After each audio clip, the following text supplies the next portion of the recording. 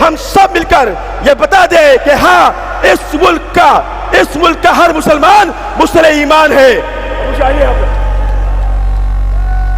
सभी आखिर तक ये देख रहे मीडिया वाले कि ये ताकत इस देश के मुसलमानों की, ये ताकत इस देश के इंसानों की, ये ताकत इस देश के लोकतंत्र की, और ये लोकतंत्र किसी के आगे झुकता नहीं, किसी के आगे झुकता नहीं। जय हिंद, जय महाराष्ट्र।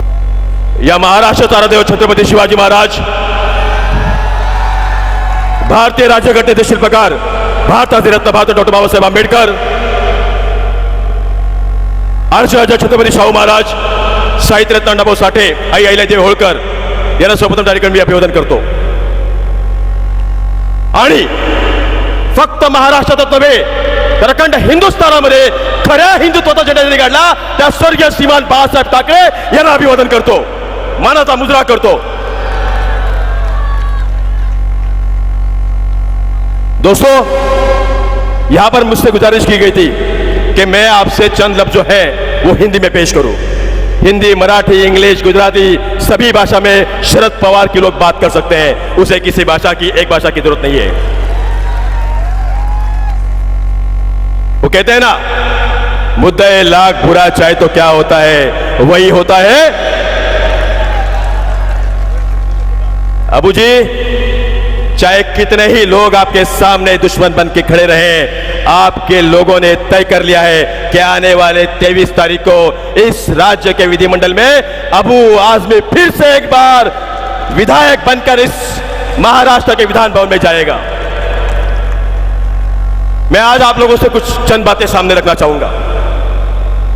सबसे पहली बात, कई दिनों से देख रहा हूं कि इस महाराष्ट्र की सियासत में एक तमाशा चल रहा है, तमाशा। और कोकण के सिंधुदुर्ग जिला से, कोकण से मैं भी आता हूं दोस्तों, लेकिन कोकण के सिंधुदुर्ग जिला से 3 बंदर आते हैं, 3 बंदर, एक बड़ा, एक मसला और एक छोटा, 3 बंदर आते हैं। अबू जी, 3 बंदर, और क्या तमाशा करते हैं, क्या उठपटांग हरकत करते हैं, बहुत बात करते हैं, ये हुआ, वो हुआ, ये होगा, वो होगा, और फिर कहते हैं अबू जी कि मस्जिद में घुस के मारेंगे, मस्जिद से घुस के बाहर निकाल के मारेंगे। अरे इस दाढ़ी को और टोपी को हाथ ला कर तो देख, ये राजा भुरकत तेरे सामने खड़ा रहेगा, तेरे सामने खड़ा रहेगा। है हिम्मत।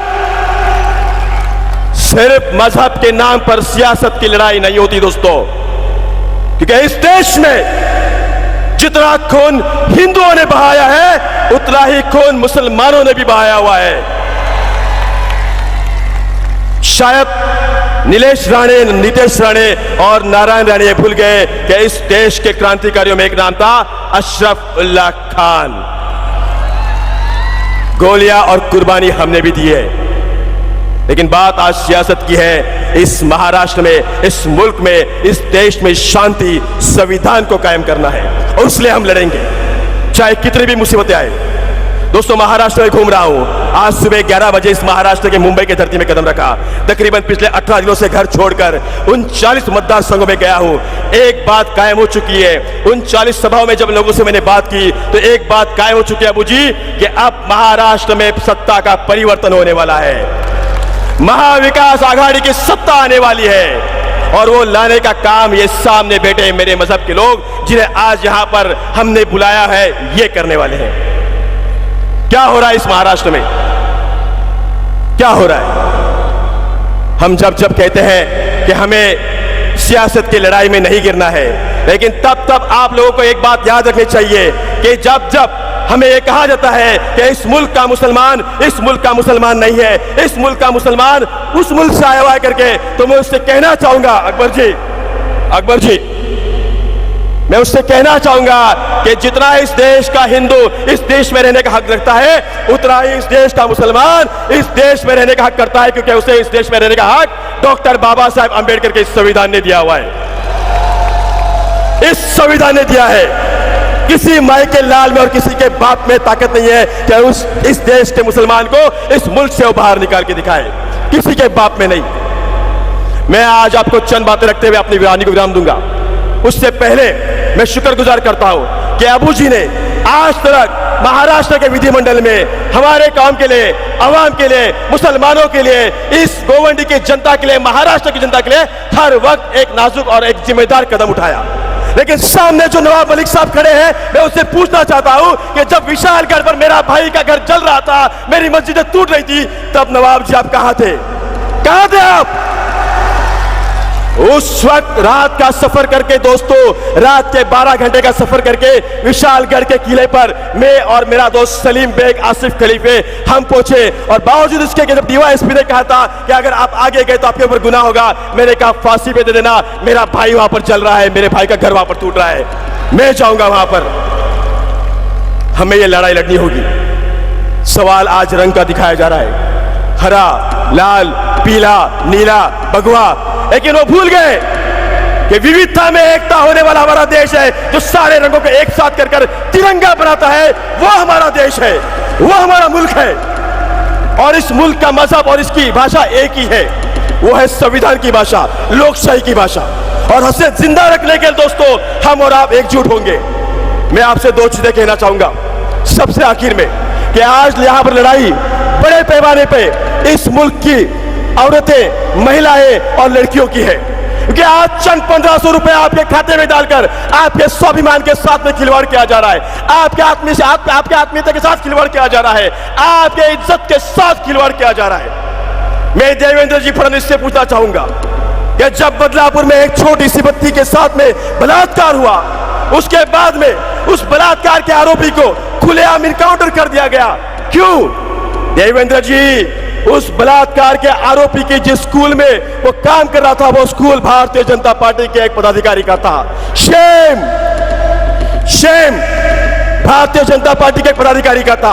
और सिर्फ इसलिए कि उस भाजपा के नेता को बचाने के लिए देवेंद्र जी उसका इनकाउंटर कर दिया गया। लोकशाही और लोकतंत्र के नाम पर यह कालिक है दोस्तों, कालिक है। मैं आपको यकीन दिलाता हूं, आज आदरणीय शरद चंद्र पवार साहब ने, राहुल गांधी जी ने, उद्धव बाला साहब ठाकरे जी ने, अखिलेश यादव जी ने, अरविंद केजरीवाल जी ने आपके हाथ में एक ताकत दी है। यह ताकत आपको दुनिया को दिखानी है, क्योंकि इस वक्त में सियासत की लड़ाई में एक तरफ हिटलर है, एक तरफ लोकतंत्र है, एक तरफ असत्य है, एक तरफ सत्य है, एक तरफ अधर्म है, दूसरी तरफ धर्म है। और आपको इस धर्म का साथ देना है, चाहे वो हिंदू हो, चाहे वो मुसलमान हो, चाहे वो सिख हो, चाहे वो ईसाई हो।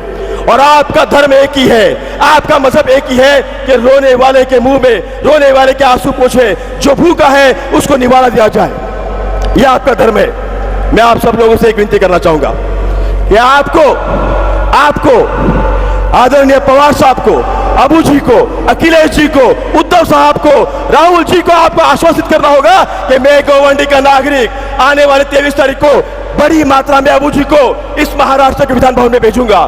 मैं उसके लिए आपसे एक विनती करता हूं, आपके हाथ में एक मशाल है, आप सभी के हाथ में एक मोबाइल है। मैं आपसे एक विनती करूंगा कि आपके मोबाइल का ये टॉर्च ऑन करके सभी आखिर तक आपके मोबाइल का ये टॉर्च ऑन करके आप और हम सब मिलके ये गवाही दे, ये वचन दे, हम सब मिलकर ये बता दे कि हाँ, इस मुल्क का हर मुसलमान मुसले ईमान है।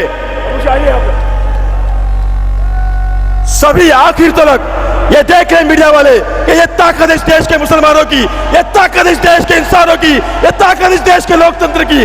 और ये लोकतंत्र किसी के आगे झुकता नहीं, किसी के आगे झुकता नहीं। जय हिंद, जय महाराष्ट्र, जय भीम, जय ओबीसी।